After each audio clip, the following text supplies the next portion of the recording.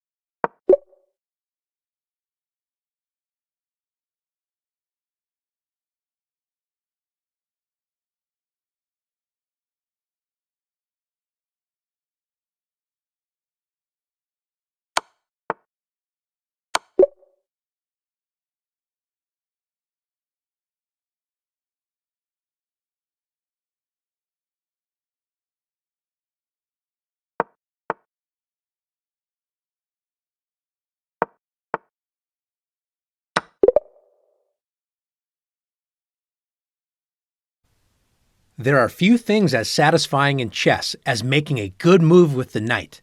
Maybe it's because it's the only piece that can jump. Or maybe it's because with each new square the knight lands on, there are now 8 new squares of possibilities to consider. The knight is so full of potential, if you use it correctly that is. In order to make the most of your knights, you will need to put them on squares where they have the most possibilities. Let's see what happens when you put a knight into the corner. How many squares can it move to? Right, only 2 squares. Now let's see the knight on the side of the board. How many squares now? That's right, only 4. And how many squares can the knight move to now that we've placed the piece in its favorite place, directly in the center? That's right, 8. The knight loves being in the center of the board where it can leap into action anywhere. And if you really are looking to maximize the knight, place the knight on the 6th rank where it not only controls the center, but it also is eyeing the valuable pieces that are often found on the 8th rank, like the king. Look at how dangerous this knight is.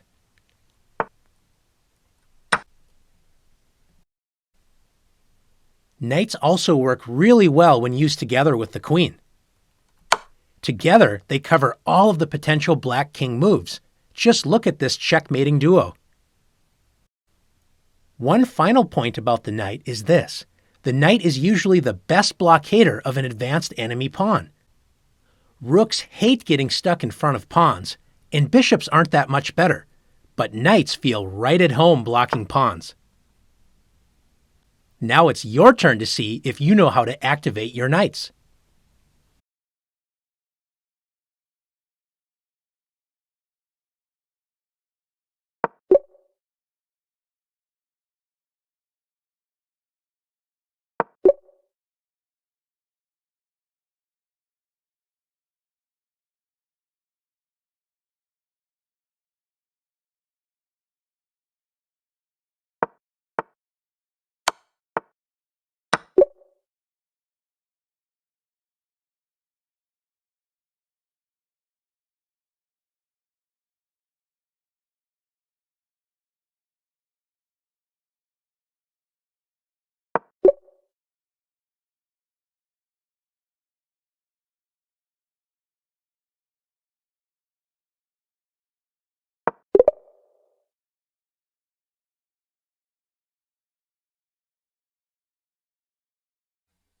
Rooks are the second most powerful pieces in chess, if you use them right, that is.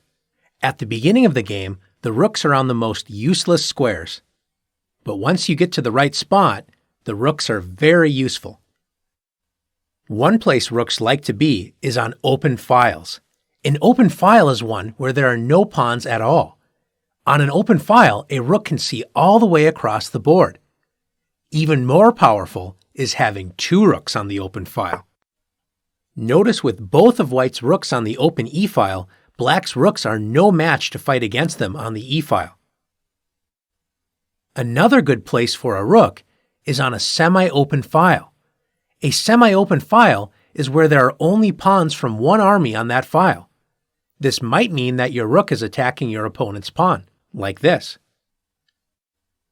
Or the rook is protecting your own pawn, which you are probably trying to push. Finally, the best place for a rook is on the 7th rank. Here it attacks your opponent's pawns and also cuts off the opponent's king.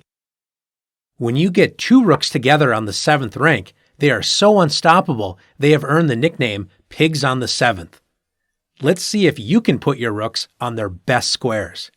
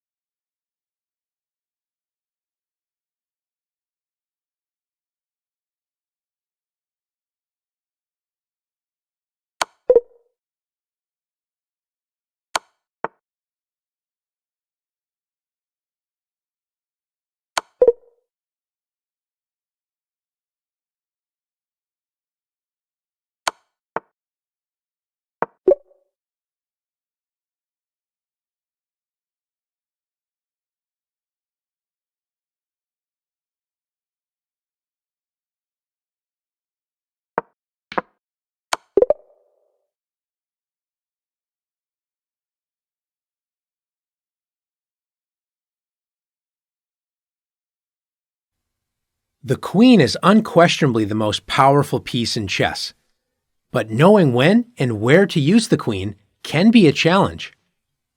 On the one hand, she has great attacking potential. On the other hand, the queen can get trapped, so be careful. The black queen can't escape. The queen is best used when supported by at least a few other pieces. Don't bring the queen out too early, however, or you might lose a bunch of time as she gets chased around.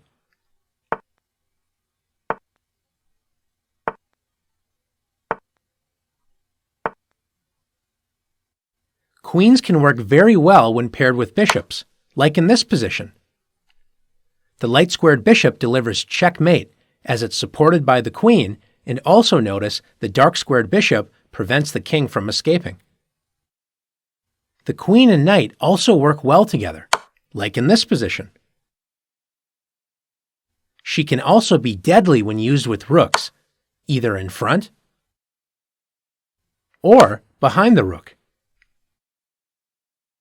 And because she can attack so many squares at once, her best use is when directly going after your opponent's king. Checkmate.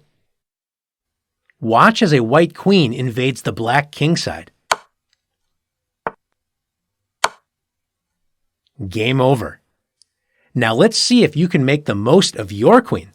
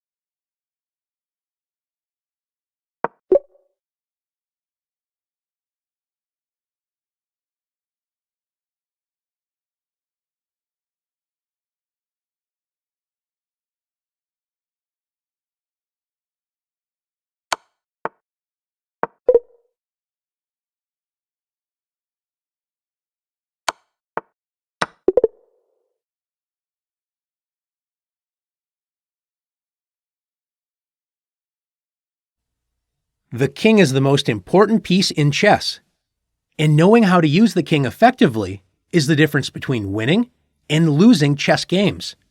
From the very beginning to the last move of the game, you need to know when to keep your king safe and when it's time to bring it out of hiding and use it to attack. Let's take a look at some examples of how to use your king. One important part of any chess opening is castling, so that your king can find a safe place to hide.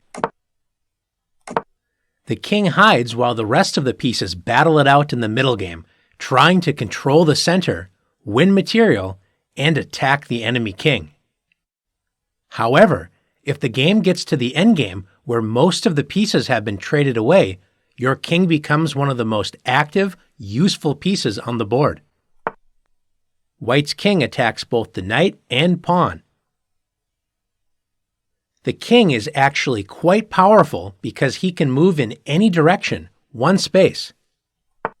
The king attacks both rooks at once, winning one of them on the next turn.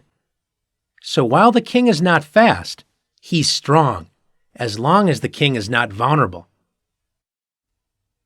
Once most of the major pieces have left the board, the king becomes a very strong piece in the endgame. Now that it's safe to move out of the castled position, both sides should activate their kings, moving them toward the center and trying to help escort the pawns up the board.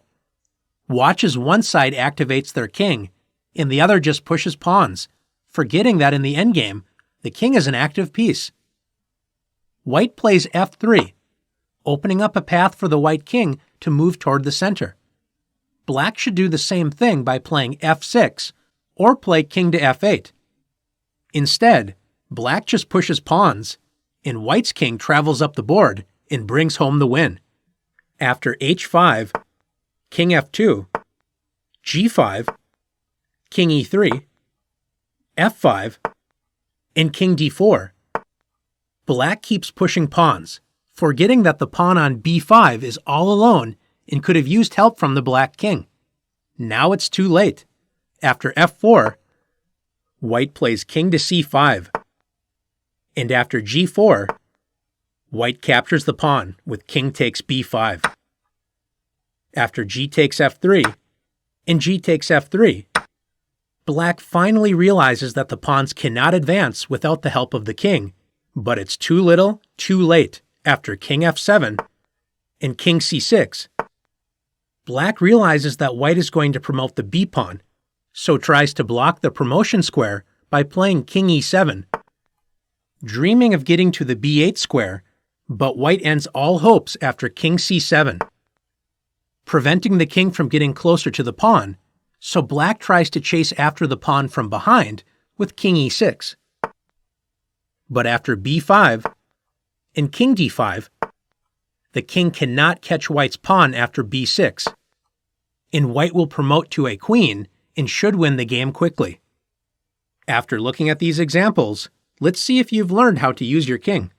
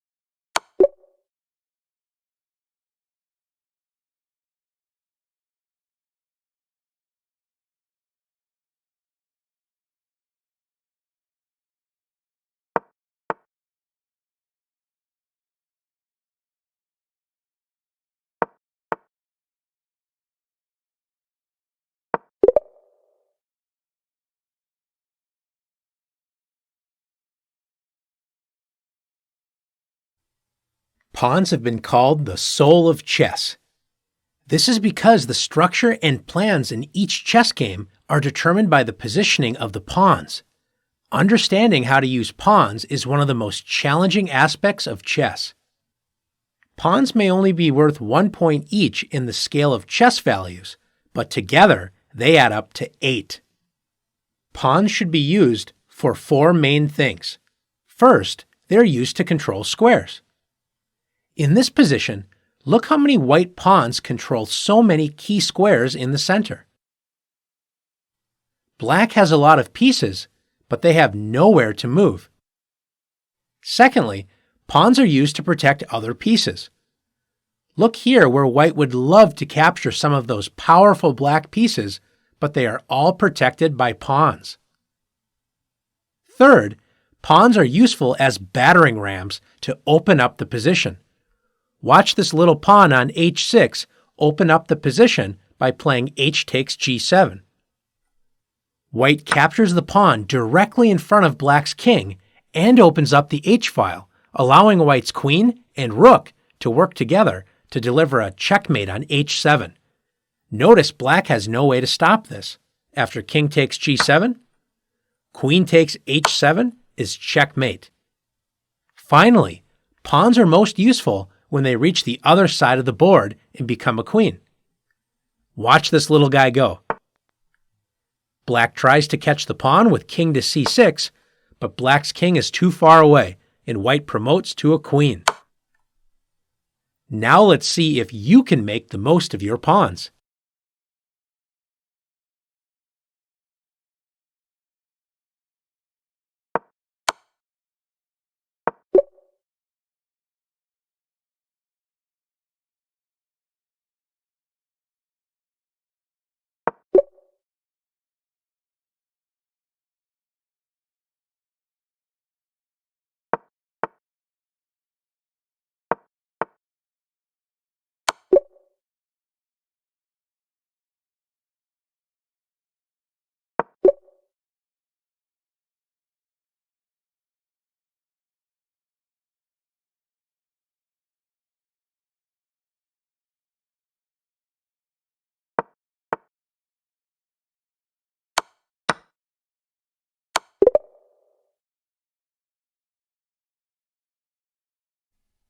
Chess is a lot like team sports. You wouldn't send just one football player onto the field to win the game all alone.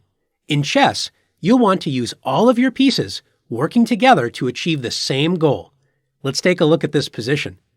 Look at white's pieces. Notice how well they are working together.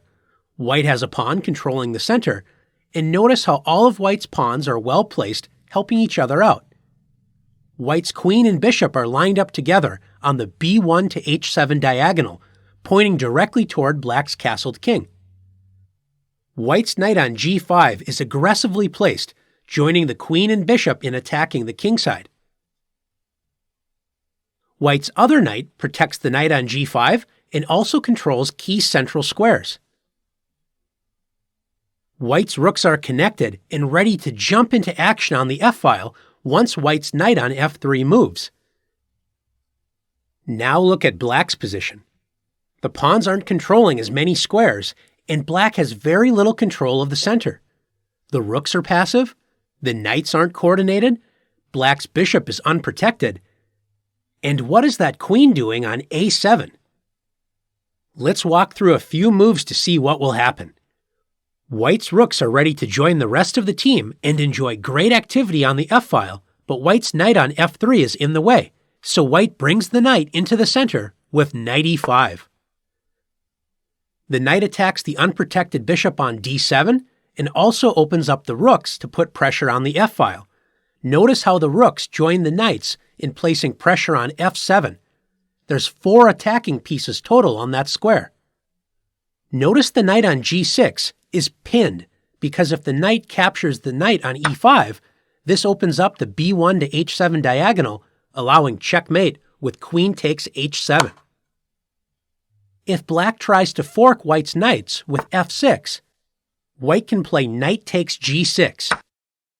Notice how all of white's pieces work together so black does not have a good defense. If black takes the knight on g5, this opens up the f-file and allows checkmate with rook takes f8. If black takes the knight on g6, with h takes g6, white will play queen takes g6, threatening checkmate on h7. If rook to e8, attempting to give the king an escape square if white delivers a check on h7, white now has another tactic using all of white's pieces together. Notice the pawn on g7 is pinned.